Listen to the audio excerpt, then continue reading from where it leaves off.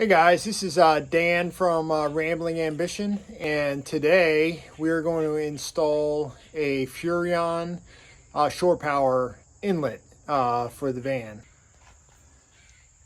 So we got a 30 amp inlet by Furrion.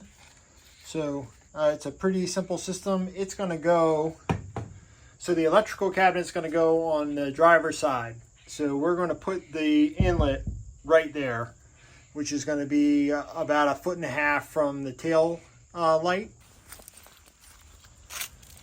All right, so on the exterior, it should come out somewhere about right here. All right, so what comes in this is you get the Furrion 30 amp. It's got a little indicator light on it, which is pretty cool. It's got a positive lock, so this will take a 30 amp cord, and then it's got a twist lock on there.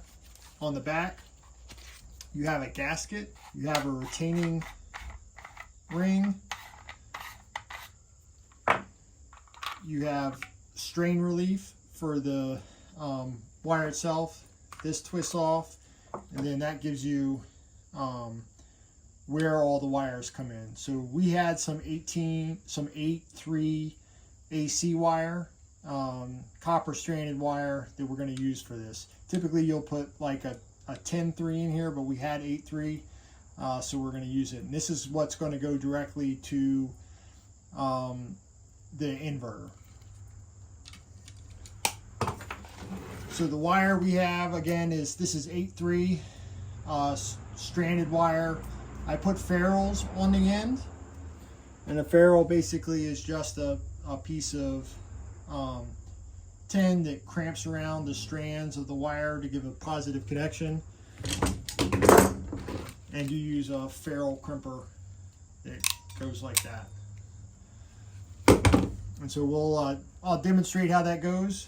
Basically, you cut the sheath off, the ferrule slides over. You got to make sure there's no strands coming out. Slide that in, and you cramp like that, and then we just take our cable cutters and cut the end off, and that's all it takes. If this install is something you're interested in, please stick around for the rest of the video. We'll leave links in the description below for all the stuff that we've used, the tools, the Furrion outlet, and all the other pieces, so that if you want to do something like this, then you have the opportunity to. So we are an Amazon affiliate, so the links below will be Amazon affiliate links. They don't cost you anymore, but they do help us out on the channel, so we really appreciate that. If you're a subscriber, thanks for coming back. If you haven't subscribed yet, please do, as we go through the rest of the van build. So we're doing a little bit at a time, trying to make sure all of the openings that need to be cut into the van are done before we start insulating and doing some of the other stuff. All right, so we put some chafe protection on there. I use this expandable webbing.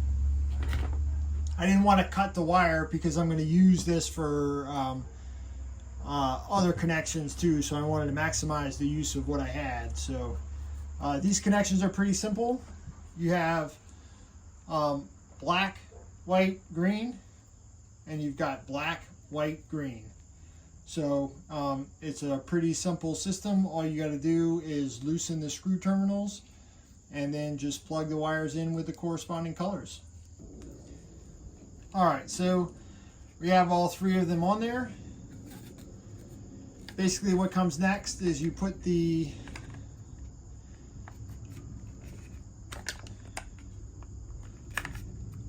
line up this notch with that, you lock that in,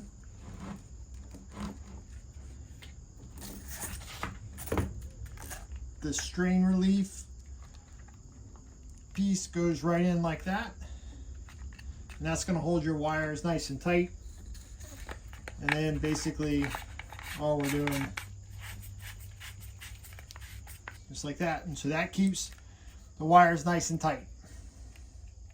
So put some extra electrical tape right here, and that'll get us ready to drill our holes. All right, so here's the spot we're gonna drill. So this panel from there to there is 16 inches, and this is about 6.5. So we've got 8 inches and then 3 3/4, which gives us dead center of the panel. So we'll drill a hole from the inside out, and then we'll take a 2.5 inch hole saw and drill from the outside in. All right, so we got our pilot hole. We've surrounded that with some painter's tape to manage any scuffs that come from the hole saw. And then we taped off the trim piece to keep any metal shavings from getting down in here. So we'll drill the hole next.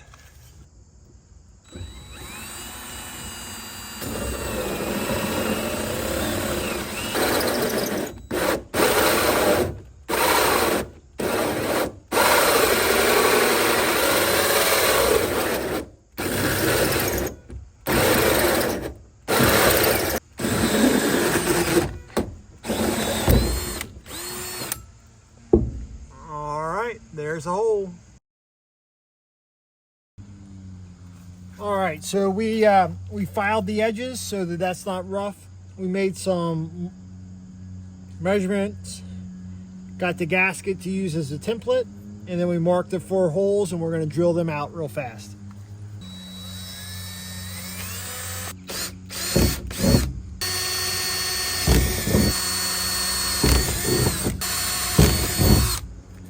All right, we got the holes drilled for the pieces. I just put some tape on there so I could mask that off and paint the edges so we don't have any rust problems. So don't pay attention to the lines and that being crooked. That's just how the painter's tape went on.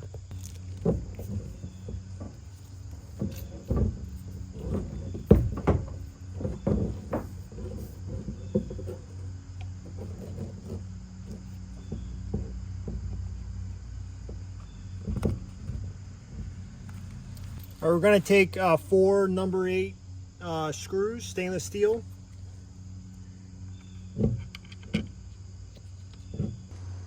All right, from here we're just going to take some stainless steel number 8 lock nuts and some washers and tighten everything down. It should just take a few seconds. So you can see the 4 number 8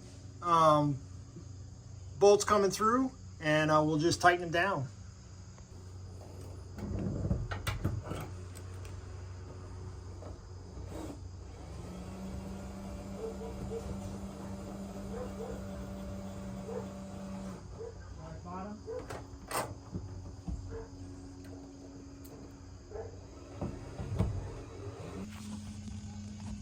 All right, and that is the finished product.